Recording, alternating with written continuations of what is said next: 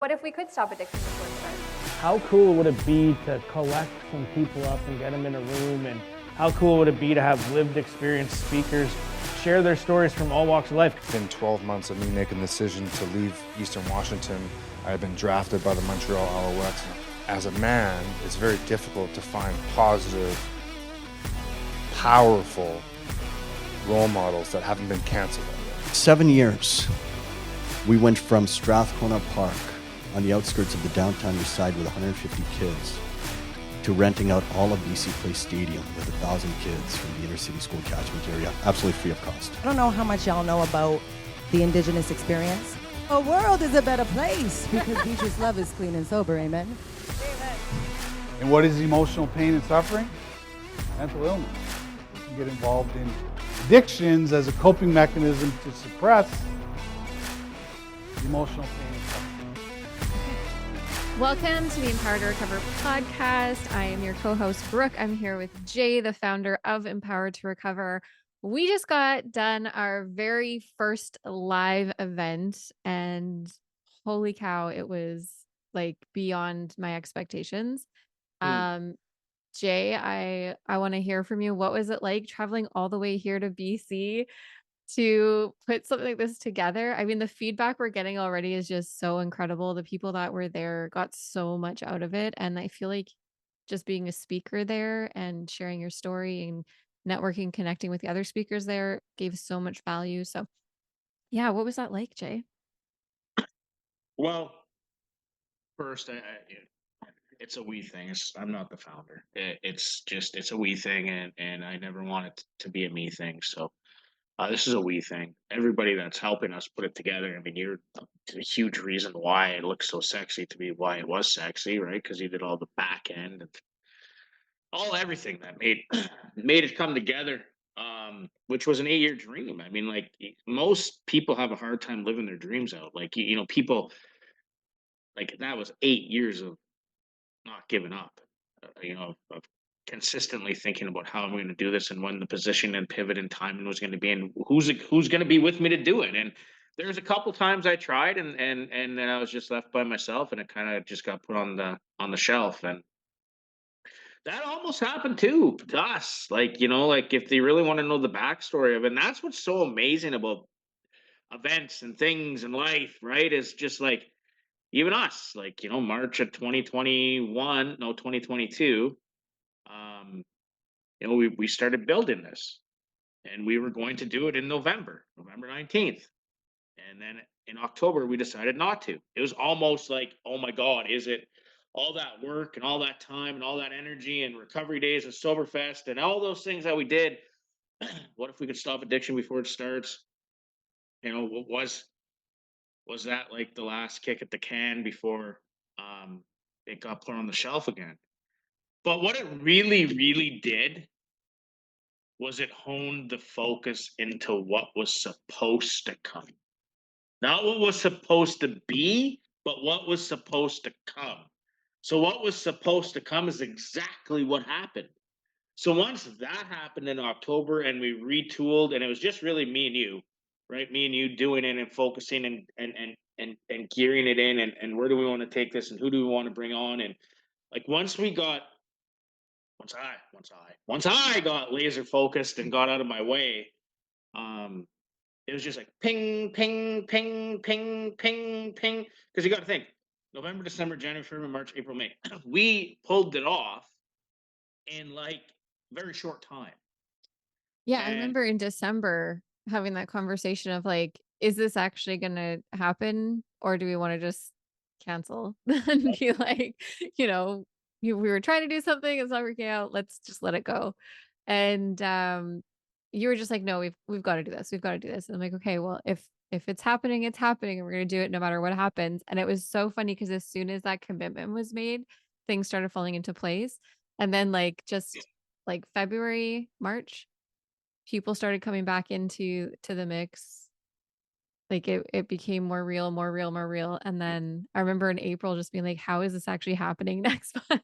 Like, but yeah, uh, to show up here in Vancouver, ready to go. You land your plane, you and Ashley are here, like stepping into the Anvil Center, everything's getting set up. What was that moment like for you?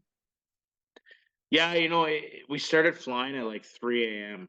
on like the Monday the 22nd because we came a week early, to just kind of get ground, because I really wanted to soak this one in. I really wanted to soak this dream in because I never really soaked a lot of dreams in. I kind of let them just fly by and just went, what's next? What's next?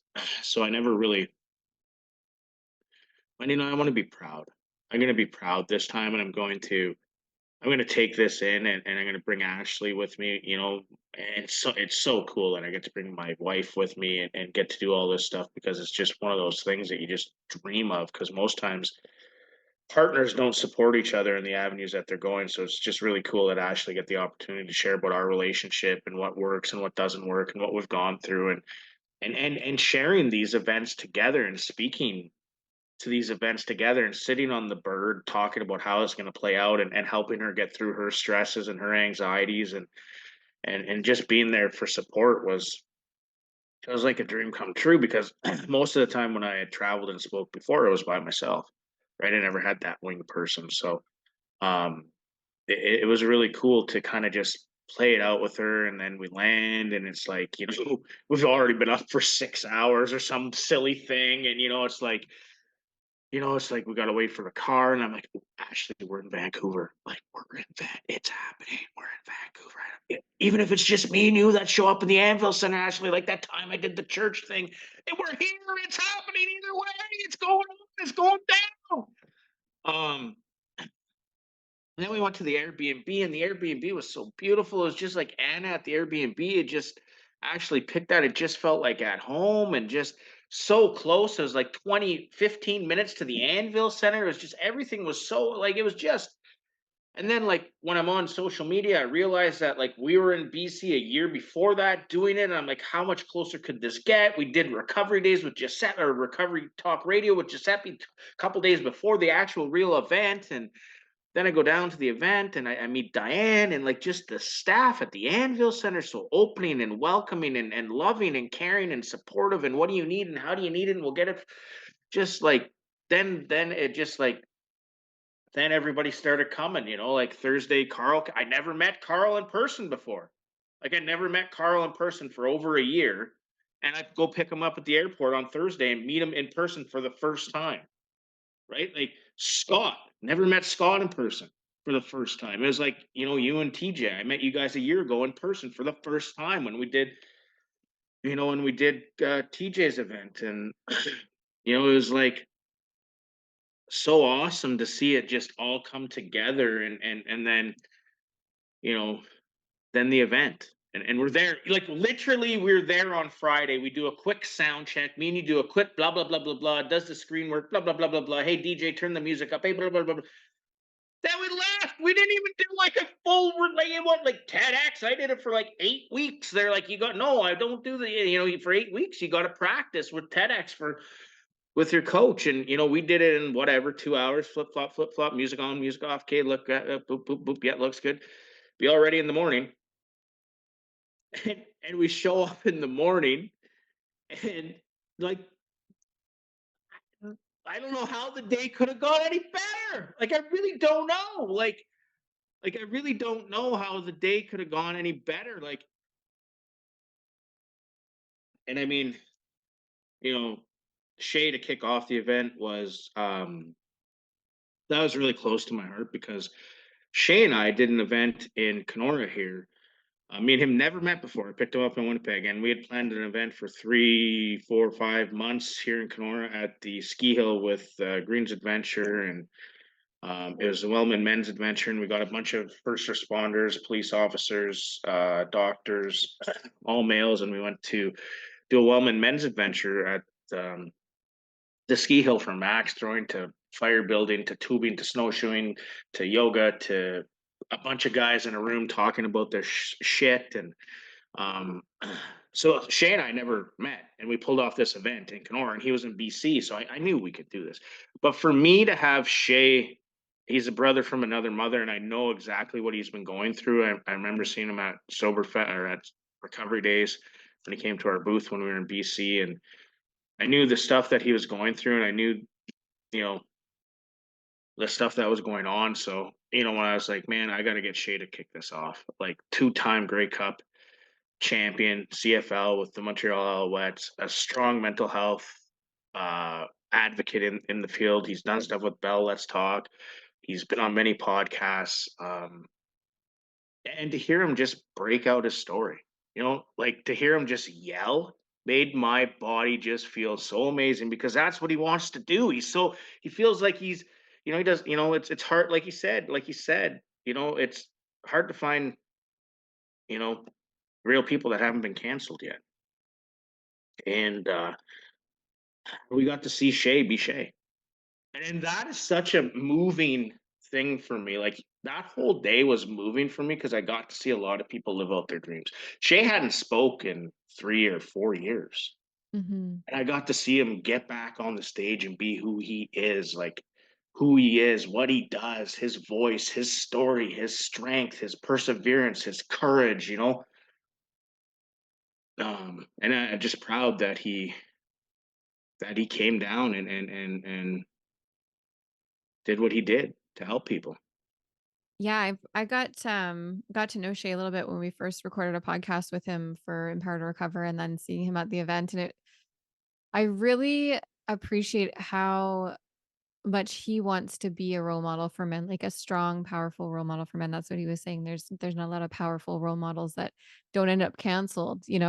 And something we talked about, I think it was actually with Theo, is that, or it might have been with Shay, like, men have so much power in this world, and they have so much opportunity and so much strength, and if we have a society of healed men, w- amazing things can happen here. Right? Like, and I love that Shay is so passionate about doing that, about bringing masculinity in a new light, where it's like a healed masculinity, where you can like be together and talk about your problems and get honest and yell and be loud and not be afraid of your own voice. Well, I he's think, doing wicked things in, what was it, Whistler? Yeah, Whistler. yeah, He's Whistler. got that racket club, and he does snowball throwing, and he's got the tennis club up there, and you know he's doing that outdoors activity, masculinity, cool stuff that goes on, with men. I was kind of like thrown back when he said Jay just doesn't really care what anybody thinks. He's just loud. Nobody care. He doesn't care. He doesn't care if somebody tells him to shut up, because he doesn't shut up, and he doesn't, like, he just doesn't care. And for the last year, I was on his Instagram page following. I was going through a tough time, and here's this guy just yelling no matter what. And um, no, for me, it's just I'm comfortable in my skin, and I believe in what I believe, and for me, he really can't tell me that recovery doesn't work, because it's living proof in so Mm. many ways to me. Um, from putting an 8-year dream together and putting together a whole bunch of amazing people at this first event. Like, you only ever have one first event, right? The first event sets you up for the rest of the events that you're going to do. It's never, unless you just want to stop, but I don't stop. So, we just had to get that first event out to show people what we were doing, right? Mhm. Like, we have to show people what we want to do, from bringing the lived experience people together, from all those speakers that we had all different experiences, all different feet fit different shoes. They're all different recovery, mental health, trauma, addiction. We know that trauma is the catalyst to all of those things. And then all the vendors that we had there too, right? Like, we had 9 different vendor booths there, sharing about what they did and what their people are doing. From the Tesla beds were there, like the Tesla beds, and just so That I was a hit. That was such a hit. And what a neat thing to be able to offer the audience that was there that day. Hey? yeah. And So on this episode, we are going to be hearing from Shay. He's our first speaker. He kicked off the event, like you said. Um, a big part of his talk was that scream, hmm, that, letting it all out. You guys are going to hear it in a second. I don't know how the audio is going to be. But that yeah. was pretty cool how he did that, though, how he was like, everybody, 1, 2, 3, yell what you want to know. And it was, Yeah. Yeah, it was awesome. So I hope you guys enjoy listening. This is Shea Emry. He was our kickoff speaker at Empower to Recover. We are heading to Calgary. We have 10 cities across Canada that we are planning to hit, but Calgary is on the map. We're starting to plan that. We're also in talks with getting an event out in Kenora. If there's a community that you're in right now that needs a recovery conference, something like this, um, a TEDx style conference that's bringing recovery into your community, reach out to us. We'd love to hear from you. Empower2recover@gmail.com. Empower2, like the number 2, recover@gmail.com. Send us a message and let us know where you're at and how we can support your community. Thank you so much for coming out. I just want to say a personal thank you to Jay. Thank you so much for being who you are. You know, this is really what inspires everyone to make change in their life, is a big, loud energy. And as you can see, Jay has that big, loud energy, and I think that is what is required in the mental health space specifically, is positive energy. You know, you can see in that picture, that picture is a couple years ago, I'll just say that. Okay. So again, my name's Shea. I was born and raised in Richmond, British Columbia, just down the street here. I played some football, and long story short, I have my own journey of mental health, and I'm a big advocate specifically for men's mental health. Being that I am a man, you can tell I got some biceps there. There's a couple of fit people in the room, but so anyways. You know, I really just wanted to get into my story quickly. I got about 20 minutes here. I'm gonna do everything I can to keep you engaged and to provide a bit of energy, okay? So long story short, again, like I said, played some football.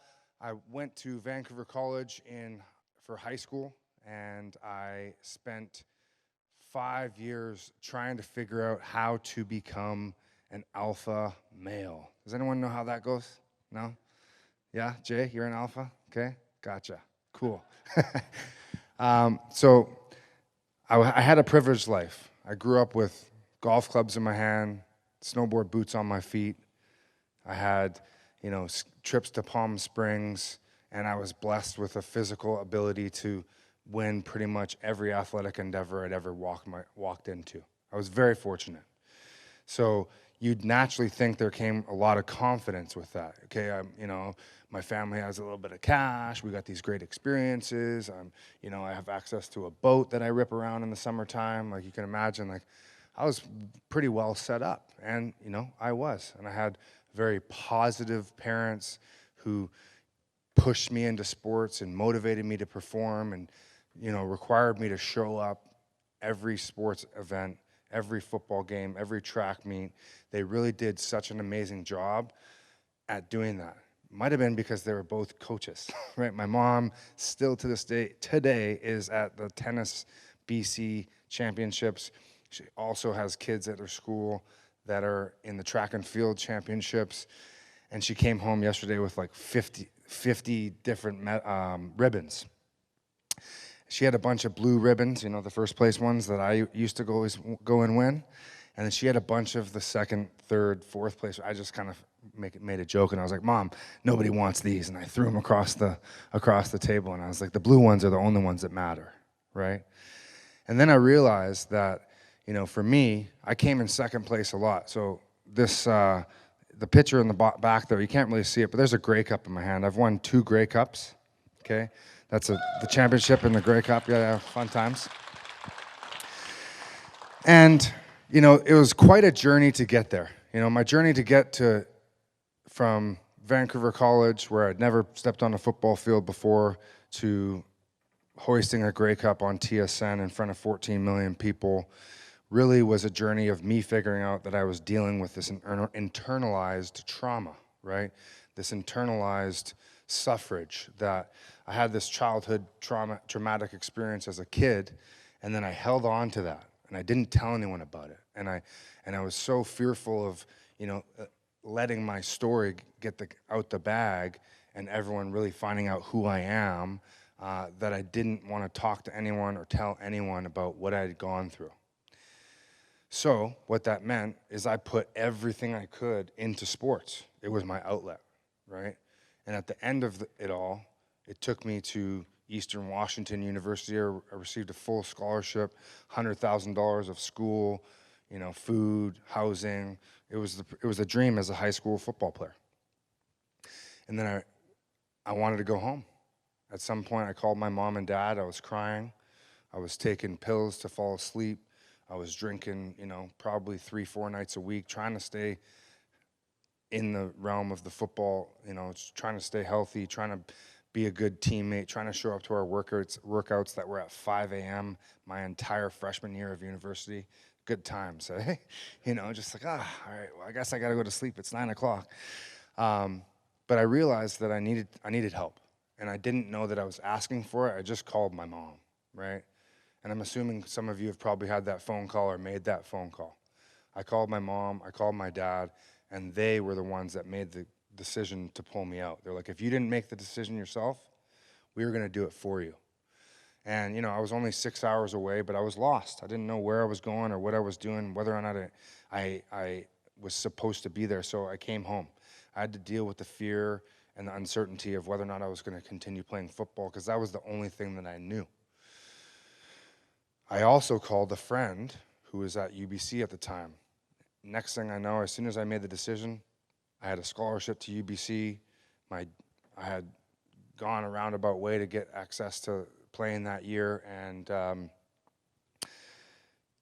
I just remember stepping onto the football field. I played 6 games at UBC, and within 12 months of me making the decision to leave Eastern Washington, I had been drafted by the Montreal Alouettes, and I was going to Montreal as a first-round draft pick to a team that had just lost in the Grey Cup, and we ended up going to 3 Grey Cups in a row, winning 2. I was voted the nastiest player in the CFL twice. I received the Jake Goddard Veterans Trophy for my work in the community, and I realized that I made this decision to take care of myself, and it really ended up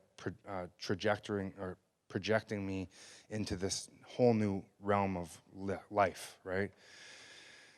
And then I got a concussion in 2011, right? I got a concussion in 2011. I've had up to 30 concussions. I'm just going to lay that out for you. I got my first concussion that I actually accepted and stepped off the football field. And long story short, I didn't know what I was doing, right? At that point, I did not have football anymore.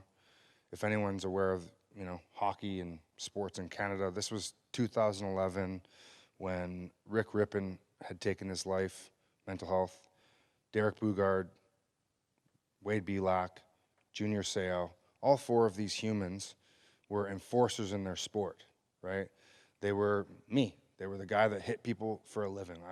I played middle linebacker. Basically, my job, if you don't know football, I stood over here, and you were the quarterback, and I basically had to go find the ball and hit them with my head. That was my job, and that's what I did very, very well.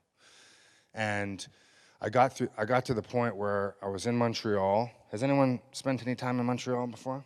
It's not a good city to be depressed and concussed in, I'll be honest with you, especially when you're 23 years old and you have a lot of cash in your pocket. So I'm gonna spare you the gruesome details, but I was in a really, really bad place. I was alone. I didn't have football. I didn't have my teammates. And again, what did I do? I didn't need to make the phone call. My parents called me. And my mom sent me a list of 11 questions that she was writing for her book that she was writing.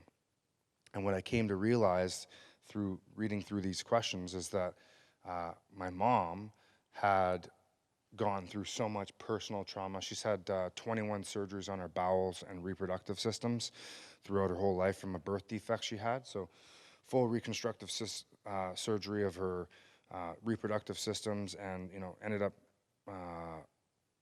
adopting my sister and my brother, and then I popped out as a miracle baby, golden child, good at sports, and I felt like at this point in time she had outlined all this information to me, and she had showed me basically what my grandfather, my uncles, her older brothers, and my dad had gone through just to simply have her be able to produce me. And at that point, I realized that I was completely throwing all that energy and that effort into the trash. I had accomplished things and gotten the scholarship and gotten the championships and done all these really cool things. But I was like, But now the real work starts, right? I was like, now I have to develop something other than my physical stature. And so that's when I realized I needed to do something different. And I didn't know what I wanted to do. The mother of my kids asked me, well, what do you like doing? And I said, well, I like boats. That was the only answer I had. It's like, I like boats and I like the ocean. And to be honest with you, I'm scared shitless of the ocean. Is anyone else scared shitless of the ocean? I mean, it's beautiful, but golly, like, so I realized I needed to do some work. Has anyone had that moment of time where like, I just kind of feel like I need to like do something different, right? Whatever I'm doing right now ain't working. And so I've had these waves, right, where I'm like, okay, I get super successful in high school, scholarship, boom, crash, right? Because I didn't handle my shit, right? I didn't make the decision to do the right thing. Same thing, I swept everything under the rug. Again, UBC, professional football, feeling all these emotions, swept it under the rug, okay? And at that point in time, I then transitioned to not sweeping things under the rug anymore. I started communicating about what I was going through in public. And I remember, Jay mentioned that he had done a TEDx talk. I had also done a TEDx talk. That's the video that you saw in that hype video at the start. And I remember it was the first time in my story, in my public speaking experience, that I used the word abuse when I talked about childhood trauma. And I remember how scary I was, or how scared I was about what that meant for my story and what that meant to the people in that story. And I remember I just needed to tell it, right? And I don't know what my pit stains are like today. They all right up there? They're doing all right? Okay. They weren't very good for that TEDx talk. I think I changed my shirt 4 or 5 times on the day in the building. So I had all the backups. I was like, I got to be ready for this, right? And I just remember that from that was in 2015, 16, somewhere in there. From then until now, I've probably said that speech, that story 150 times, and I've really empowered myself over and over and over and over to gain so much more strength because I've worked out that muscle, right? I've spent time on that, thing that needs attention, right? And at the same point in time, I've also swept a lot of other stuff under the rug because I've just been really just trying to hone in and focus on myself. And so I'm gonna speak. How much time I got here, bro? Keep her going. Okay. I don't want to take too much time.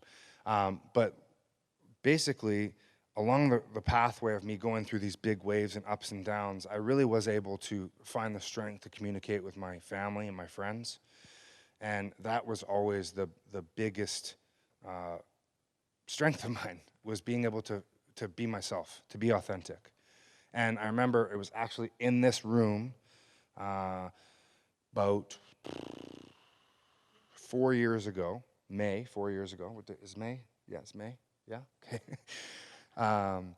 4 years ago, the mother of my kids asked me to move out because I wasn't handling my shit, right?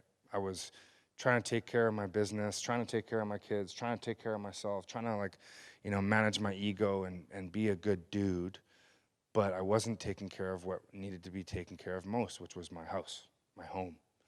And I remember at that point in time, I drove in with like a rental van for I run a mobile events company. And I had this rental van that I was sleeping in Whistler. And I remember, being that guy and being on TSN and having all these great experiences and the full scholarship, and everyone looks up to me. So many people always tell me like, "Oh, you looked up to you as a kid," even now to this day. And I'm like, wow, like you wouldn't think so, right? Knowing where I've been and what I'm currently going through at this moment. And fast forward, I've had an extremely difficult 4 years. All of my businesses are based around community gatherings, people coming together. So naturally, I don't really need to explain to you why that was difficult over the last 4 years. So I had been kicked out of my house. 2 months later, I took on the biggest business opportunity I've ever taken in my life. I basically took over a derelict tennis club in Whistler and said, I got this, we're gonna do this. I got all the events, we're gonna do all the events. And next thing you know, 2 months later, we're basically out of money, I have no corporate events happening in the city. I'm not doing any public speaking. I literally have zero revenue and nowhere to go. And I just remember being on my back in tears, smoking, drinking, taking whatever I could to kind of numb the pain, not working out, not doing the things, not handling my shit, right? And I just remember how scared I was and how alone I felt. And I had people in my life that were coming and asking me like how I was doing, coming in and checking in on me, because I talk about my mental health. So people automatically think that, I'm suicidal of sorts, and like obviously I've had those thought processes throughout my life, but like I've had such a great upbringing, and I've been able to accomplish these crazy audacious goals that I always know that I'm always going to strive for more by just being authentic to my story and trusting the fact that I'm going to go through what I'm going to go through, and the waves of life are going to kick me in the ass. But the reason why I stand here physically fit is because I had to prepare myself to protect myself. I had to prepare myself to protect, my mind. And I think, again, I'm kind of going in a roundabout way here, but the biggest thing for me was that when I was at Eastern Washington, I was listening to emo music, and I was listening to music around, that was really negative and talking about suicide, right? And when I was in Montreal, I was listening to music that was talking about womanizing and being in the clubs and doing the drugs and the alcohol and, not giving a shit about your family. I was listening to that stuff, right? And then when I was in COVID, what was I listening to? I was listening to Jay's Instagram, to be completely honest, right? Anyone follow Jay on Instagram? If you don't, you should, okay? So I realized throughout this process that like I really have a malleable mind, right? And I followed some lost leaders of sorts, and I feel like where we're at right now in society is that, as a man, it's very difficult to find positive, powerful role models that haven't been canceled already, right? Yeah, I mean, it's funny because, Brooke, you have like a little giggle because it's so true that like even me talking about being a dude's dude and being a man and being an alpha and wanting to communicate in a specific way, like when I have that conversation with some of my staff members, they like literally give me grief about just being myself. And that, to the point of what I really appreciate about Jay is like how loud he's able to be all the time, right? And even for me, being that I am big and that I've naturally had to navigate social environments very carefully just of how I felt growing up, like always feeling like I needed to be in fight or flight mode. I never wanted to draw too much attention to myself, but I was always aware, right? I was always aware of like, who's sitting over here, what kind of energy is, okay, there's an alpha that just walked in and I gotta I'm a lion, right? Like legit, straight up. And at all points in time, I'm pretty chill, correct? Right? I'm kind of sick and tired of being chill, right? And I'm kind of sick and tired of being told to pipe down. And I know society's not really ready for it because I've seen it, right? I've seen, me and my buddies were in Whistler last weekend. We were celebrating the passing of a friend. And there was 8 of us, all from high school, right? So you can imagine the commentary is a little bit offsides, right? It's basically a group chat, but in real life, okay? And we're in this nice restaurant, and the restaurant, the lady comes over, and the server, and she starts to tell us hey, you guys got to keep it down. I'm like, what? And then my neighbors at the Racket Club in Whistler, they're like, noise complaints every single day. My business partner is telling me like, hey, we don't want to talk like that. And it's like everywhere I go, people are kind of trying to tell me how to navigate. And I'm like, I'm a country club kid. I grew up like basically people telling me like, you can't wear denim in this room over here. That's the men's only room over there. We got to wear these sorts of slacks when you golf. Like I've been able to abide by the rules, right? I say huck the rules, and my kids say huck the rules. Every time I tell my kids, I'm like, what do we say about the rules? They're like, huck the rules, because I want them to have that mindset of really like like going towards the rules, and like, you know, you got to manage them, you got to bend them, but at the same time, like I want them to have that like rogue attitude towards what's happening, because for me, I have a son who's 8 and a daughter who's 7, so I'm dealing with, you know, both aspects. You know, I want to raise a strong, confident man, and I want to raise a strong, confident woman. And if I can't teach them how to do that my way, then I'm not going to be able to do it, right? I'm going to be doing something that's inauthentic to myself. I got 30 seconds left, okay? I didn't even see that there. You should have told me. This is like legit, empower to recover, golly. So I'm going to fast forward here, square this thing off. I truly just want to say this one story about when I was lost and I was, you know, crying regularly. And I remember I went for a walk in the mountains just under like the Cypress Bowl there. And this was like me just in the transition of retiring out of football. And I walked up, and it was like the same time of year, so springtime. The water's rushing off the waterfalls, and I couldn't hear a thing. Does anyone know that feeling when you get in the shower and you kind of enter that vortex with the water over your ears and you can't hear anything? Everyone knows that one? Maybe the people without hair can probably attribute that a little bit more. Jay's in my same boat. Basically, it just went silent because it was so fucking loud. And I remember this little voice came up in my head, and this is what he said. Woo! Did I break the speakers? That was good. That was good. So, and from that point forward, I realized I totally missed being a kid. I totally, like, I squashed playfulness for abiding by the rules, right? I squashed, you know, being a pianist and being a craftsman and being someone who likes to work with clay, and like I did all these things as a young kid, but as a man, I was like, well, I can't do those anymore. I'm a football player. I got to protect myself. I need everyone to know that I'm a dude's dude, right? Even though, you know, through COVID, I was crying on my back like a little bitch, right? And like I say that because, you know, this sort of language isn't really appropriate in society anymore. I can't talk to myself like that. Why not? I got to tell myself to go fuck myself, basically. I have to tell this big monster that I've created, that I've let literally eat away at me my entire life, strongest, most entrenched thing in my world, to fuck off every single morning when I put my shoes on. Does anyone else know what I'm talking about? Right? And I'm like, I feel like when I get to these moments of time where I'm like, okay, it's shit or get off the pot time. That's right now, right? I haven't done a speaking gig in 5 years, and I used to do it 4 times a month across the country, hosting events. You know, I know the type of what did you say, cojones? What did you say? Gonads, balls, right? Some people have them these days. And that's nice. That's a little bit better.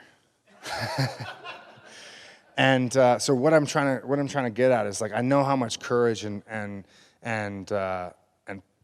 perseverance and strength and that it takes to get from one point to recovery point. And I want you to also join in with me here. I want you all to stand up, and we're going to do exactly because I want you to get loud. I want you to tell that monster how big or small inside of you to go, you know what? Okay, so everyone, I want you to stand up. Yeah. He asked me for energy, so I was like, I'm building towards it, okay? So I'm going to count you down. As soon as I drop my hand, I'm going to let you scream at the top of your lungs. It's going to mean we're bringing energy here, okay? So, but what I don't want you to not swear. I don't want you to not say someone's name that you don't like. I want you to let it off your chest, you know? Does everyone have something they're thinking about? Jay, what are you thinking about? Okay, that's what Jay's going to be yelling. You figure out what you're going to yell, okay? I know what I'm going to yell, okay? Everyone's going to take one deep breath in through your nose, out through your mouth. Here we go. 3, 2, 1. Yeah! I think we can do better than that. In the back. See you with your hands behind your back. I want to loosen up a little bit. Loosen up, loosen up, loosen up. Come on, come on, come on. Okay? I'm not going to say anything because I really want to hear and feel what you guys got inside of you, okay? I want you to let it out, okay? In through your mouth. Sorry, in through your nose. Out through your mouth. Here we go. In through your nose. 3, 2, 1. There you go. Awesome. So, I'm going to leave you with this. You can take a seat now. Thank you so much. So, I think I'm like 12 minutes over right at some point time. But I want to share with you where I'm at right now. So, I spent the last 4 years understanding that the relationship with the mother of my children and myself, we both had these triggers that we're hammering away at. She had experienced sexual abuse. I had experienced trauma and abuse. And our triggers were just, I was the big angry wolf, and she had issues with her father, right? So she was pushing me away, and I was like, I just need to be over here and be a solid human, okay? I need to be there for my kids.